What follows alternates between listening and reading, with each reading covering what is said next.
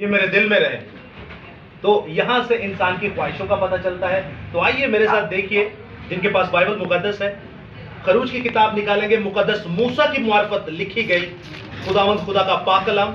मुकद्दस मूसा की मुआरफत लिखा गया खुदा का पाक कलाम। उसकी पैदाइश की किताब के बाद जो दूसरी किताब आती है खरूज की किताब, बाइबल मुकद्दस में दूसरी किताब खरूज की किताब, उसका 22वां बाब और उसकी 29वीं आयत को गौर से पढ़िएगा। आप सुनिएगा। उसका 22वां बाब और उसकी 29वीं आयत में कुछ यूं मरकूम है, तो अपनी कसीर पैदावार और अपने कोल्हू के रस में से मुझे नजरो न्याज देना, मैं देर ना करना, मुझे देने में देर ना करना, और अपने बेटों में से पिलौठे मुझे देना। एक बार फिर से आयत मुकद्दसा को आपके सामने रिपीट करता हूं, गौर ना सुनिया जाएगा। इस आयत विच की है, मुझे अपनी कसीर पैदावार और अपने कोल्हू के रस में से मुझे नजर देना, नजर न्याज देने में देर ना करना, और अपने बेटों में से पिलौठे मुझे देना। कलाम खुदा का पढ़ा, सुना, समझा और कबूल किया जाना हम सबों के लिए बाइस से बरकत का सबब हो। खुदा का शुक्र हो, आमीन। अब दोस्तों, आपने कलाम खुदा को सुना। नजर और न्याज की तरफ तो मैं नहीं जाऊंगा, दूसरी तरफ हम जाएंगे आयत के दूसरे हिस्सा पे, कि अपने बच्चों में से, अपने बेटों में से जो पिलौठा हो वो मुझे देना। बड़ी सादा सी आयत है, बड़ी सादा सी बात है जो खुदावंद ने हमारे सामने रखी, यानी कि जेडे तेरे बच्चे होन, उन बच्चों में जेड़ा सब तो बड़ा है वो मैनू दे दो। इसका क्या मतलब समझते हैं आप? क्या समझ में आता है? बड़ी सादा सी बात है। मुन्नादी करे जय मसीह की। और वो घर में बड़ा होता है ताकि छोटों को समझाए। नहीं, टू दी पॉइंट बात करेंगे। खुदा कह रहा है मुझे दो। और कोई? खुदा ने इस वजह से मांगा था, जो पहला बेटा है ना वो मुझे दोगे ना तो मैं आपको बहुत बरकत दे दूंगा। तो उधर यीशु को अगर हमने वो कल को गुलाम को सीखेगा तो वो किसी को भी सिखाएगा। जय मसीह की, जय मसीह की। बहुत ही ज्यादा क्लियरिफिकेशन के साथ पहले सर ने बहुत ही खूब फरमाया कि मुझे देने का मतलब है अपने पिलौठे बच्चे, खुदा की नजर करो, मुझे दो। और बादल भाई ने बड़ी खूबसूरती से फरमाया कि जब हम सीखेंगे तो छोटों को सिखाने वाले। अब सुनिएगा गौर से कि पाक सुपन छोटा होगा, शॉर्ट होगा, लेकिन आपके लिए बड़ा फ्रूटफुल होगा, आपके लिए बड़ा फलदार होगा, आपके लिए नेमतों, बरकतों, फजीलतों, रहमतों का बायस से बरकत कलाम होगा। अब खुदावन कहता क्या है कि पिलौठे जो है वो मुझे नजर करो, और आगे जब चलते तो आगे खुदावन कहता है कि पिलौठे मेरे हैं। पिलौठे क्या है? मेरे, यानी बच्चों में से जो बड़ा बच्चा है वो खुदावन कहता है कि मुझे दे दो। आज जब फजल के दौर में है, रूहानी दौर के अंदर है, तो खुदावन के सारे बच्चे ही खुदा के हैं। अब वो कहता क्या है? कहता है कि कम से कम आपके कुंबे के अंदर, आपके फैमिली ट्री के अंदर, आपके फैमिली मेंबर्स के अंदर जो बच्चे हैं उनमें से कम एक मुझे दे दो। एक क्या करो? मुझे दे दो। अब मुझे देने का मतलब क्या है? आज हम सीख रहे थे बपतिस्मा के ऊपर, आज फर्स्ट क्लास थी, पहली क्लास थी। पहले जो हम सीखते रहे वो बपतिस्मा पे आने के लिए एक खुदावंद ने बुनियाद खड़ी की, लेकिन आज जो हमने सीखा वो बपतिस्मा की पहली क्लास थी। खुदावंद हमें और आगे जाके गाइड करेगा कि एक्चुअली बपतिस्मा का मतलब क्या है। और आज हमने बहुत ही गहरी भेदों और मुकाशफात को सीखा। अब खुदावंद क्या कह रहा है कि अपने बच्चों में से एक मुझे दे दो। अब किस लिए? देना किस लिए है? याद रखिएगा, एक बच्चा बाप इब्राहिम ने भी दिया इसहाक को। खुदावंद ने कहा जो सबसे ज्यादा तुझे इस कायनात के अंदर चीज अजीज है वो मेरी नजर कर दे। अब उसे भी पता था और खुदा को भी पता था कि हमारी नजर के अंदर, खुदा की नजर के अंदर भी और इब्राहिम की नजर के अंदर भी जो बड़ी कीमती चीज थी वो उसका बेटा था, जो उसे 100 साल की उम्र में मिला। अब जब खुदा उससे मांग रहा है कि अपना बेटा दे, इनडायरेक्टली बेटा मांग रहा है, बट डायरेक्टली वो कह रहा है कि ये पिलौठे की कुर्बानी मुझे दे। अब वहां पर कुर्बानी का सिलसिला ही क्यों? कुर्बान करने की ही बात क्यों की खुदा ने? तो याद रखिएगा, उस वक्त जो बुत परस्ती होती थी दोस्तों, बच्चों को कुर्बान किया जाता था। अगर आप यिर्मयाह की किताब पढ़े, एज़ेकियल की किताब, यशायाह नबी का सहीफा पढ़े, तो आपको पता चलेगा अपने गुनाहों को खत्म करने के लिए या अपने लिए नेमतें, बरकतें, फजीलतें, रहमतें या अपने लिए जिस्मानी बरकत को हासिल करने के लिए किसी चीज की बलि चढ़ाई जाती थी, किसी चीज की कुर्बानी की जाती थी। और उस वक्त ये फेस्टिवल, ये रवायत थी कि अपने बच्चों को कुर्बान किया जाता था। आप बाइबल मुकद्दस पढ़े तो आपको नजर आएगा ये सारी चीजें।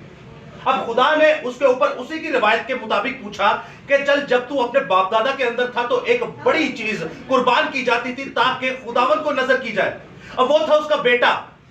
अब बेटा खुदा ने कहा कि मुझे दे दे, लेकिन याद रखिएगा दोस्तों, बाइबल मुकद्दस फरमाती है जो दिल से ना करता है खुदावंद उसे ना ही समझता है। उसने दिल से भी हाँ किया, उसने जिस्म से भी हाँ किया, अपने एक्ट से भी हाँ किया, और उसने कहा ठीक है खुदावंद, तूने दिया, तूने ही लिया, और तेरा ही नाम मुबारक। वो के आयत मुकद्दसा टू दी पॉइंट पढ़े, अय्यूब नबी की किताब उसके पहले बाब में, खुदावंद ने दिया, खुदावंद ने लिया, खुदावंद का ही नाम मुबारक। अब जब वो बच्चा खुदा को देने को था, अपना पिलौठा खुदा को देने को था, तो याद रखिए उस बच्चे ने अपने ऊपर लकड़ियां अपने कमर के ऊपर रखी हुई थी। ऑन ए बिल्कुल डायरेक्ट यीशु मसीह की पिक्चर सी कि यीशु मसीह भी अपनी लकड़ी आप लेके जा रहे ही, और इधर बाप इसहाक भी अपनी लकड़ी आप ही लेके जा रहे सी। अब वो भी कुर्बान होने के लिए अपनी लकड़ी, अपनी कुर्बान का साथ लेकर जा रहा है, और इधर बाप इसहाक भी अपनी कुर्बान का साथ लेकर जा रहा है। और बाप इसहाक ये भी पूछते हैं कि अब्बा ये तो बता कि कुर्बानी किस चीज की करनी है। और वहां पर एक बड़ा कॉल जो बाप इब्राहिम ने कहा, उसने कहा खुदा खुद मुहैया करेगा, और उस पहाड़ का नाम यहोवा यरी पड़ गया कि खुदावंद मुहैया करने वाला है। अब हुआ क्या, बाप इब्राहिम को पता था जो इसने मुझे नौरीना फर्जंद दिया है, जो इसने मुझे वादे का फर्जंद दिया है, जो इसने मुझे वादे का बेटा दिया है, इसके साथ तो आसमानी बरकत जुड़ी है, इसके साथ तो जमीनी बरकत जुड़ी है। खुदावंद ने मुझे कहा अपने नातेदारों को छोड़, मैं तुझे एक बड़ी कौम बनाऊंगा, मैं तुझे आसमान के सितारों की तरह ऐसा बरोमत करूंगा, मैं तुझे जमीन की रेत की तरह ऐसा बरोमत करूंगा कि कायनात में कोई इसे गिन ना सकेगा, कायनात की सबसे बड़ी कौम बनाऊंगा तुझे, तुम मेरे साथ चल। तो वहां पर बाप इसहाक जब पैदा होते हैं तो इब्राहिम ने कहा मेरा बेटा पैदा हुआ, अब ये मुझसे मांग रहा है तो ठीक है, मेरे ईमान में कोई फर्क ना होगा, क्योंकि मैं जानता हूं कि जो खुदा मुझे बेटा दे सकता है और पत्थरों में से औलाद पैदा कर सकता है, 100 साल की उम्र में औलाद पैदा कर सकता है। जब अम्मा सारा जो है वो हंसती है खुशखबरी को सुन के, और बाप इब्राहिम भी हैरान हो जाते हैं कि कैसे अब हम बुढ़े हो चुके हैं, लेकिन खुदा फरमाता है इब्रानियों के खत में कि खुदा इब्राहिम यानी पत्थर से औलाद पैदा करना जानता है। और बाप को पता था कि अगर मैं यीशु के नाम पर, अगर मैं याहोवे के नाम पर, अगर मैं रूह कुदुस के नाम पर, गोया जिंदा खुदा के नाम पर अपने बेटे को ज़िबा भी कर दूं, इसको कुर्बान भी कर दूं, तो मैं इस खुदा को जानता हूं। इस खुदा ने कह ही दिया तो जमीन बन गई, इस खुदा ने कह ही दिया तो आसमान बन गया, इस खुदा ने कह ही दिया तो आसमान का लश्कर और जमीन का लश्कर बन गया। तो मैं जानता हूं अब अगर मैं इस बेटे को मार दूंगा, इस बेटे को कुर्बान करूंगा, तो वो जिंदा खुदा इस बच्चे को दोबारा जिंदा करेगा और नौरीना फर्जंद, वादे का फर्जंद बनाएगा। Hallelujah, hallelujah.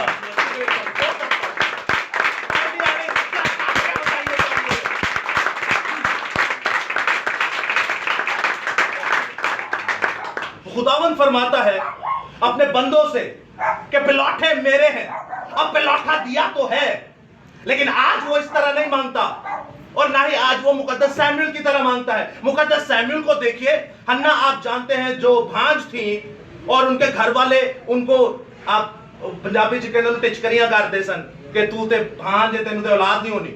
अब वो जब रोती है तो एली काहिन के जरिए खुदावंद एली काहिन के वसीला से उन्हें खुशखबरी सुनाते हैं और वो कंसीव करती है। और याद रखिएगा मुकद्दस सैमुएल जैसा बड़ा सूरमा 1 साल उन्होंने अपने पास रखा और 1 साल में उसे दे दिया। अब मुकद्दस सैमुएल को देखिए, ऐसा खुदा का बड़ा सूरमा, शरीयत की किताब में यह हुक्म था कि पाक तरीन मकाम के अंदर जो सरदार काहिन है, सरदार काहिन के अगर दिल में भी बुराई होती थी, सरदार काहिन के दिल में भी बुराई होती थी तो वो मर जाता था।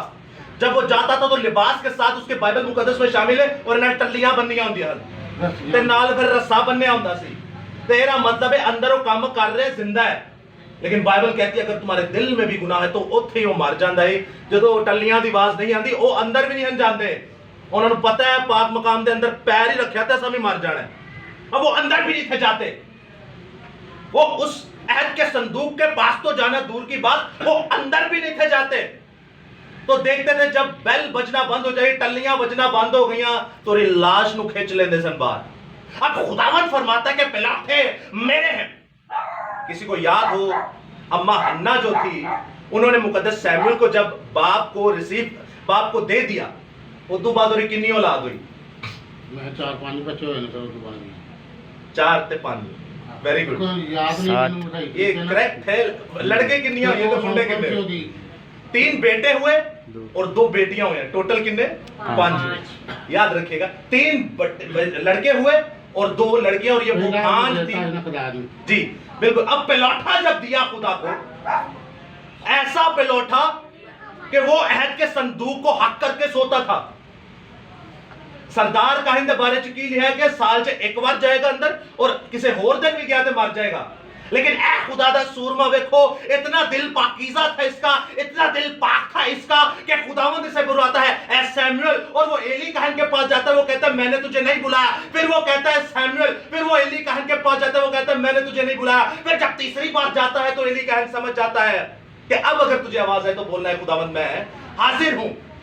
ऐसा खुदा का सूरमा जब पेलौठा खुदा को देते हैं तो याद रखिएगा, खुदा आपके बच्चों से बातें करता है। जब पेलौठा खुदा को देते हैं तो अहद के संदूक जो सरदार काहिन एक बार जाए तो वो मर जाए, तो सरदार काहिन को तो छोड़ो, वो बच्चा जाके उसके रोज पंजाबी च कहते जफा मार के सौंदा सी, उसके पास जाना तो मौत, लेकिन ये हर रोज उसके साथ लिपट के सोता था। ऐसी पाकीज़गी, खुदा का चुना हुआ, खुदा का ममसू। और आज वो हमें क्या कहता है कि अपने पेलौठे भी मुझे दो। अब ये मुकद्दस सैमुअल को देखिए, ऐसा खुदा का बड़ा सूरमा। जब आप पढ़ते हैं तो बाइबल मुकद्दस फरमाती है क्या मैंने कभी तुम्हारे सामने गुनाह किया? सैमुअल कहता है क्या मैंने कभी तुम्हारे साथ कोई ऐसी हरकत की जो नाजायज है, जो बेकानून है? नहीं, बल्कि दोस्तों मुकद्दस सैमुअल जैसा बचपन के अंदर था वैसे बड़ा होकर और वैसे बुढ़ा होकर भी वो बेऐब रहा, वो बेगुनाह रहा, उसके अंदर कोई ऐब नहीं था। उसी के वसीला से खुदा ने बड़े बड़े सूरमाओं को मसा किया। सबसे पहले साउल को मसा किया, फिर दाऊद को मसा किया। ऐसे खुदा के बड़े सूरमाओं से खुदावंद मसा करवाता है जब आप अपना बेटा उसे देते हैं, या जब आप अपनी पिलौठी, चाहे वो बेटी ही हो, उसे दे देते हैं, या चाहे कोई बच्चा आज देते हैं जब रूहानी दौर है। अब आज हमारे घरों में क्या होता है, याद रखिएगा दोस्तों, ये चीजें आपको चर्चिस में नहीं बताई जाएंगी। मैं आपको सच बता रहा हूं, सच हुंदा कौड़ा ही है। ये चीज़ां ते आपको चर्चा च नहीं दसिया जाएंगियां। ये आपको कौन बताएगा? ये आपको मैं भी नहीं बताऊंगा, क्योंकि आज बहुतेरे भेड़ की शक्ल में भेड़ी हैं जो बाइबल पकड़ के अपने आप को कहते हैं खुदा के खादिम हैं। लेकिन याद रखिएगा दोस्तों, तुम उनके फलों से उन्हें पहचान लोगे, वो कर क्या रहे हैं और वो क्या तफसीर कर रहे हैं कलाम की। आप कलाम को पेश करने से समझ जाएंगे। अब बाइबल क्या फरमाती है कि अपना पिलौठा मुझे दो, अपना कम से कम एक बच्चा तो मुझे दो। एक बच्चा देने का मतलब क्या है, ये चीजें आपको कहीं नहीं पता चलेंगी। ये अगर आपको पता चलेंगी तो वो खुदा के कलाम, खुद जिंदा खुदा यसू अल मसीहा से पता चलेंगी। यही खुदा है, यही रूह कुदुस है, यही यसू अल मसीहा है, यही पाक सुकन है, और यही वो चीज है जो अब्बद से लेके अजल तक कायम और दायम है। अब खुदा का कलाम आपको बताता है कि अपना पिलौठा या अपना बच्चा मुझे दो। साडा बच्चा जो थोड़ा बड़ा हो, ये थोड़ा नकम्मा हो, स्कूल ना जाए तो उन्हें फड़ के मकैनिका को सट देने जाए लगा रहते हैं। हम अपने बच्चों के साथ क्या करते हैं? देखिए, बच्चे बच्चे होते हैं, वो कुछ भी करें, आप उनको निगलेक्ट करें, आप उनके सख्ती करें, लेकिन अज तक सानू, मैं तेनों गारंटी ना दसना, कदी यह नहीं दसिया होएगा कि ए बच्चे नूं, हुण सुनिया जे गौर नाल, ए बच्चे नूं इंज रखना है जिवें कोई हीरा नहीं हुंदा, जिवें कोई हीरा हुंदा है, जिवें बाइबल नूं किंज रखना ही घर बड़ी साफ सुथरी करके संभाल के, तो कईयां दे घर रखते होंगे मिट्टी चढ़ी हुंदी। याद रखिएगा दोस्तों, जैसे हीरे को रखते हैं, खुदावन कहते हैं जो मेरे लिए तू बच्चा लेकर आए, जो मेरे लिए लेकर आए, उसको हीरे की तरह रख, उसे महफूज रख, उसको कोई आंच ना आने पाए, उसके ऊपर कोई जुल्म ना हो, उसको ऐसे रख के जैसे किसी प्यारे को रखा जाता है।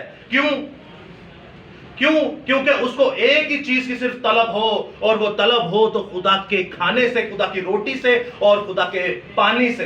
यीशु मसीहा कहता है जो मुझ में से खाएगा वो हमेशा जिंदा रहेगा, वो कि वो मर भी जाए वो तब भी जिंदा रहेगा। मैं आपसे एक बात करता हूं आखिरी, फिर हम इसे कंक्लूड करेंगे। पिलौठे होने का मतलब क्या है? आप हमारी यहूदी इस्राएली बहन बेटियों को देखते हैं, जब वो कंसीव करते हैं तो 3 महीने का जब बच्चा होता है तो तब वो सुनना शुरू हो जाता है।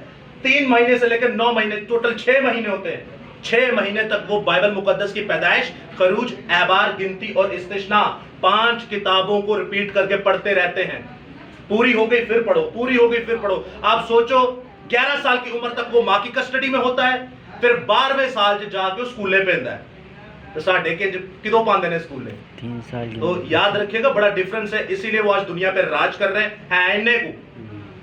इन्ने को लेकिन ऐ नहीं कि खुदा ने उन्होंने कहते हो जादू के नाल सब कुछ हुंदा पे, उनकी अपनी मेहनत भी देखें, खुदा उन्हीं पर फजल करता है जो खुद भी कोई हिम्मत करें, नकम्या न ठल्ले तो पूछता भी नहीं।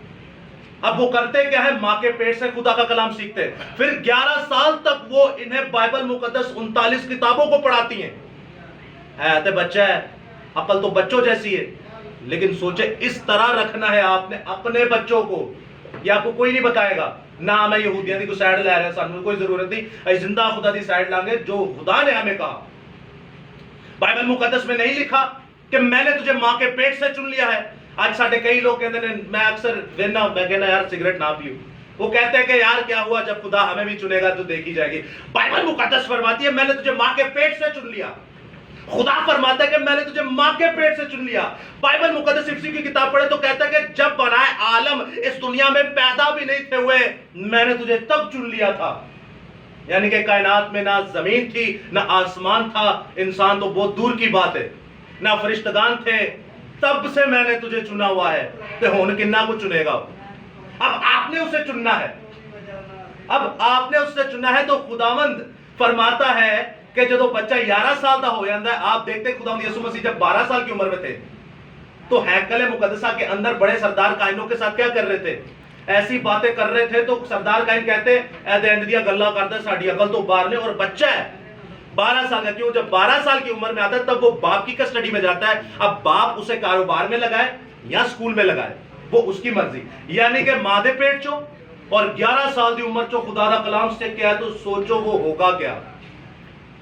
आप सोचो उसकी रूहानियत का म्यार, उसकी स्पिरिचुअल क्वालिटी क्या होगी, उसकी रूहानियत का स्टैंडर्ड क्या होगा, वो रूहानियत में कहां पर होगा। लेकिन अफसोस हम मसीही हैं, हम लाडले हैं, जैसे अपने बच्चे ना की कर रहे हैं। प्यो भी सिगरेट पींदा चरसदा ते जो 60 दा ते बच्चा वो ही सिगरेट फड़ के पीना शुरू होया। प्यो भी पी रहा होंदा कुप्पी देसी शराब, ते जो पई हुंदी है ते बच्चा सूंघ सूंघ के ओरे ने मजे ले रहा होंदा। ये मेरी आंखों देखे काम है भाई, समझिएगा हम क्या कर रहे हैं और हमारे बच्चे क्या कर रहे हैं। और खुदा कहता है पेलोठे किसके हैं। आज आप दियारी साइड पे जाएंगे तो आपको 13-13, 14-14 साल के बच्चे सिगरेट शराब चरस नहीं, सिगरेट शराब चरस नहीं, बल्कि डायरेक्ट हीरोइन पीते नजर आएंगे। ये है आज के पेलोठे और ये है आज के माँ बाप, ये है आज के अबाव अजदाद जो अपने बच्चों को इस तरह रखते हैं। याद रखिएगा बच्चे आपकी लगाम में हैं, ये कोरे कागज है, आप जो इस पर लिख देंगे ना हमेशा के लिए लिखा रहेगा। मिसाल की किताब में लिखा है अगर तू अपने बच्चे की रहबरी, अगर तू अपने बच्चे की रहबरी किसी अच्छी जगह पर करे, अच्छी चीज में करे, तो वो बुढ़ा होकर भी उसे ना भूलेगा। लेकिन हम अपने बच्चों की क्या करते हैं रहबरी, हमने खुद कुछ नहीं पढ़ा होता, हमने खुद कुछ नहीं समझा होता, हम समझते कि हम यीशु पर ईमान ले आए बस काफी है। नहीं दोस्तों, ये यीशु ही हमें मारेगा। मेहनत करना बड़ी जरूरी है। यीशु के लिए जो इतनी बड़ी जिंदगी है वो कैसे गुजारेंगे, खाली ईमान से काम नहीं पड़ेगा। आप याकूब 2 बाब पढ़े, वो कहते हैं जैसे जिस्म बदन, जैसे बदन रूह के बिना मुर्दा है गर्ज, वैसे ही जिस्म गर्ज, जैसे बदन रूह के बिना मुर्दा है वैसे ही ईमान अमाल के बिना मुर्दा है। आपका ईमान यीशु पर है, लेकिन अगर आपके अमाल सही नहीं तो आपके अंदर यीशु अभी भी मुर्दा ही है और आप भी मरेंगे। खुद भी बचे, अपने बच्चों की भी बचाइए। अब आखिरी बात यह है कि जब वो 11 साल का बच्चा होकर पढ़कर आएगा तो साडे मुसलमान भैन भरा वेखो किन्ने चंगे ने अपने बच्चों को छोटे हुंदे हिफ्ज करांदे ने कुरान मजीद। की करांदे ने, साडियां चीज़ां उन्हां ले लिया ने ते अज वो साडे ते हाकम ने, असीं उन्हां दे थल्ले झाड़ू लाने या गटर खोलने। ये हकीकत है। वो साडे ते हाकम क्यों ने? खुदा ने तो हमें कहा तुम लेने वाले नहीं बल्कि देने वाले हो गए। इतने पुट्ठी काया किंज चल पड़ी साडी वजह तो, क्योंकि साडे काम ही दुनिया नाल अनोखे ने। हम कहते हैं अपने आप को मसीही हैं, लेकिन हमारे काम देखिए, हमें बाइबल का बी नहीं पता, कलाम का के नहीं पता। तो हमारा हाल क्या होगा, हमारे पेलोठों का हाल क्या होगा, हमारी नस्ल का हाल क्या होगा। खुदा कहता है मैं तेरी तीसरी चौथी नस्ल को बर्बाद कर दूंगा, मैं तेरी 10वीं पुश्त तक तुझे बदला दूंगा। खुदा फिर जब मारने पे आता है तो वो माँ बाप को नहीं मारता, वो माँ बाप को मारने से पहले उसके सामने नस्लों को बर्बाद करता है कि ले हुण तेनू पीड़ होएगी, तू तो जवान है, तू तो बर्दाश्त कर लेगा, तेनू मैं दसना तेनू मजा कित्थों आएगा, तेनू दर्द कित्थों होएगा। वो बच्चों को मारना शुरू करता है, फिर हमारे लिए पछतावा ही होता है और कुछ नहीं होता। अब याद रखिए दोस्तों, पलौठे मेरे हैं। खुदावंद के लिए एक बच्चा अखज़ कीजिए। खुदावंद के लिए वैसे तो देने सारे ही चाहिए, लेकिन वो एक मांग रहा है। क्या ये उसके बच्चे नहीं है? यिर्मयाह की किताब में लिखा, तुम मेरे बच्चों को अपने स्वाद के लिए, अपने गंदे अमाल के लिए उन्हें कांटों पर चलाते हो, उन्हें आग पर चलाते हो। आज नहीं हुंदा, आज भी हुंदा है, कुछ भी नया नहीं है, सब वही है। अब खुदावंद फरमाता है कि पलौठे मेरे हैं। पलौठे किसके? मेरे। अब बच्चा आप खुदा को दीजिए। खुदा को देने का मतलब यह नहीं कि बाप इब्राहिम की तरह आप जाके ज़िबा कर दें। खुदा को देने का मतलब यह भी नहीं कि अपना बच्चा चर्च पाकर फादर बना दो। नहीं नहीं नहीं दोस्तों, ना मुकद्दस सैमुअल की तरह आपने अब खुदा को देना है, ना बाप इब्राहिम की तरह देना है। देना है तो आपने 24 घंटे अपने बच्चों को यह कलाम खुदा पढ़ाना है। इसी घर में रखें, अपने पास रखें। ना आपको कहीं देने की जरूरत है, ना आपको ज़िबा करने की जरूरत है। आप अपने लखते जिगर को अपने जिस्म के पास रखें, अपने घर के साथ रखें और उसे इस कलाम खुदा से प्रचार करवाएं, इस कलाम खुदा से पुरनूर करें और दुआ करवाएं। 2 काम है बड़े लाजमी। नंबर 1 खुदा से बातें करना यानी दुआ, और नंबर 2 खुदा को पढ़ना यानी कलाम को पढ़ना। ये 2 चीजें होंगी आपके अंदर तो तभी आप बचेंगे। तो गो के जब 11 साल का बच्चा मां की कस्टडी में कलाम पढ़कर आगे आया तो कायनात के अंदर सबसे ज्यादा नोबेल प्राइज जो है वो यहूदियों ही को मिले हैं, और मुस्लिम में से, पाकिस्तान में से एक ही को मिला है पूरी दुनिया के अंदर। वो आप जानते हैं जिनको गोली लगी थी, मुझे नाम नहीं उनका याद है। तो स्वाद के अंदर जो थी, जो चर्चिस के, जो स्कूलों के खिलाफ उठी थी तालिबान के सामने, खैर ये अलग बात है जी। मलाला यूसुफजई। तो आप देखते हैं दोस्तों, आखिरी बात आपके सामने करने को, पलौठे मेरे हैं। खुदावंद फरमाता है कि अपने बच्चों को इस कलाम खुदा को दो। यीशु मसीहा कहता है कि जिंदगी की रोटी मैं हूं, जिंदगी की रोटी मैं हूं। इसका मतलब यह नहीं कि मेरे ना तो रोटी तोड़ो इशारा बानी तो खा लो, नहीं। आप देखते हैं यीशु मसीहा, आज हम सीख रहे थे कि शुरू से किसकी खबर देता है? आखिर की, अंजाम की। जब यीशु मसीहा पैदा ही हुए तो कायनात के हर एक चीज उसे सिजदा करने के लिए आ गई। फरिश्तगान भी आ गए, मजूसी भी आ गए, चरवाहे भी आ गए उसे सिजदा करने के लिए, क्योंकि वो यीशु पर ईमान ले आए। और वो पैदा किथे होए सन? केड़ी जगह पे पैदा नहीं, वो जगह केड़ी? खसूसी जी, चरनी में जी। जबरदस्त। चरनी और खुरली, पंजाबी च खुरली, उर्दू च चरनी। खुरली च की हुंदा है? का कौन खांदा है? डंगर खांदे ने। अब यहूदिया के अंदर जहां पर खुदावंद यीशु मसीह पैदा हुए, दाऊद के शहर में, बैतलहम में, याद रखिएगा दोस्तों, वहां पर गौशाला कोई भी नहीं था। है सुनिए जरा गौर ना, है बड़ी खास गल। गौशाला मतलब जिन्हों वाड़ा कहते हैं, वाड़ा कोई नहीं सी। वहां पर भेड़शाला थे, यानी जिथे भेड़ा बनिया जाती है। बच्चे या गाड़े या अस्तबल या घोड़ों के नहीं थे, वहां पे सिर्फ एक ही थे, वो भेड़ बकरियों के थे। वो क्या थे? अस्तबल, भेड़ बकरियों के थे। और यीशु मसीह हमें क्या कहता है कि मेरी भेड़ें मेरी आवाज सुनती हैं। खुदावंद यीशु मसीह हमें भेड़े कह रहा है और खुद कहां पे पड़ा है?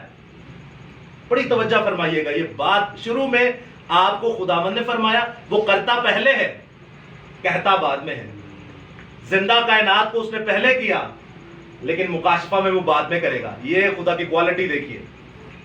अब वो जब भेड़ों के चरनी के अंदर, यानी भेड़ों के की क्या है, खुरली के अंदर था, पेड़ा आन गया तो किन्नू खान गया? खुरली जो किन्नू खान गया? ये कोई महज इत्तफाक नहीं है। यीशु मसीह को कहीं और भी पैदा किया जा सकता था, कहीं और भी रखा जा सकता था। अरे झोली में रख देते, बाइबल में लिख देते कि झोली में रखा है, बाइबल में लिख देते यूसुफ ने पकड़ा है, बाइबल में लिख देते किसी रिश्तेदार ने पकड़ा है, बाइबल में लिख देते किसी मजूसी ने पकड़ा है, बाइबल में लिख देते किसी चरवाहे ने पकड़ा है, बाइबल में लिख देते किसी फरिश्ते ने पकड़ा है। सारे तो थे।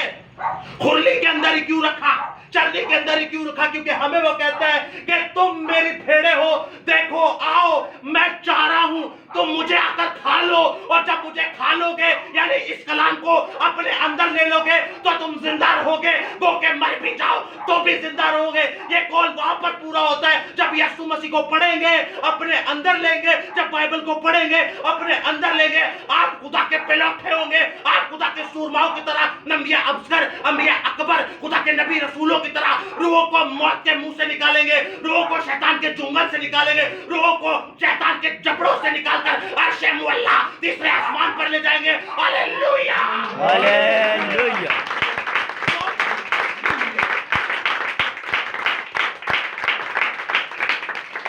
आसमानी अब्बा तेरे नाम की तमजीद हो, तेरे ही नाम की शुक्रगुजारी हो, क्योंकि बाप तू ही जिंदा खुदा है, तू ही पैरों भर का खालिक और मालिक है। बाप अपने बच्चों को सिखा के खुदावंद बच्चे भी फर्मा बरदारी करें और माँ बाप भी अपने बच्चों को है खुदावंद तेरे नाम करें, क्योंकि आसमानी बाप तूने फरमाया कि वक्त को गनीमत जानो क्योंकि दिन बुरे हैं। आसमानी बाप ये इतने बुरे दिन हैं कि माँ अपने बच्चों को नहीं संभाल सकती, ये इतने बुरे दिन हैं कि बाप अपने बेटों को नहीं संभाल सकता, ये इतने बुरे दिन हो चुके हैं कि बच्चे अपने बाप की नाफरमानी करते हैं, बच्चे अपने माँ के मुंह पर थप्पड़ मारते हैं।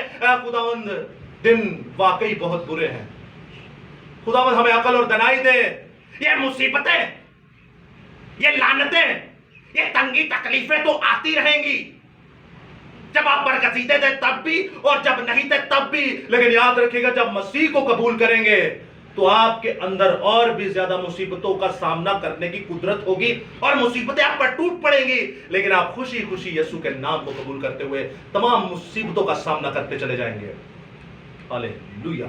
आसमानी बाप मैं दुआ करता हूं, ऐ बाप तूने फरमाया जिस घर में जाओ उस घर की सलामती चाहो। ऐ खुदा मैं इस घर की सलामती चाहता हूं। ऐ खुदा इस घर के बड़े से लेके छोटे तक, ऐ खुदा इस घर के सरबराह से लेके शेरखार बच्चे तक जो दूध पीता बच्चा है, ऐ खुदावंद तमाम लोगों को, तमाम बेटों को, तमाम बेटियों को तेरी पनाह में देता हूं, तमाम घर वालों को तेरे ऐ खुदावंद हाथों में देता हूं। ऐ खुदा तेरे छिदे हुए हाथों में देता हूं। जब तेरे बर्रे का लहू, जब तेरी शिफा का लहू इन पर बहे तो ऐ खुदावंद ये तेरे बर्रे के लहू को कबूल करे, अपनी जिंदगियों में ले और इनका गंदा लहू बाहर हो जाए और यीशु का लहू इनके अंदर हो जाए, इनका गंदा पानी बाहर हो जाए और यीशु का पानी अंदर हो जाए। जिंदगी की रोटी, जिंदगी का पानी यीशु मसीह इनकी जिंदगी में काम करे। Hallelujah, hallelujah. आसमानी बाप तूने फरमाया कि पेलौठे मेरे हैं। आसमानी बाप हमें पेलौठे देना सिखा। ये बच्चे हमारे नहीं बल्कि बच्चे तेरे हैं। खुदावंद मैं तेरा शुक्र अदा करता हूँ। आतिशी रथों के पहरे चाह लेता हूँ इस घर के अंदर। खुदावंद इस घर को ऊपर से लेकर नीचे तक टॉप टू बॉटम अपनी पनाह में रखना है। खुदावंद तमाम आतिशी रथों के पहरे, तमाम कुरूबीम, सराफीम, तराफीम, तमाम मलाइक के पहरे, तमाम फरिश्तगान के पहरे, तमाम मैं खुदावंद इस घर के चारों तरफ वो बाड़ लगा दे जो मुकद्दस अयूब साबिर के घर के बाड़ लगाई।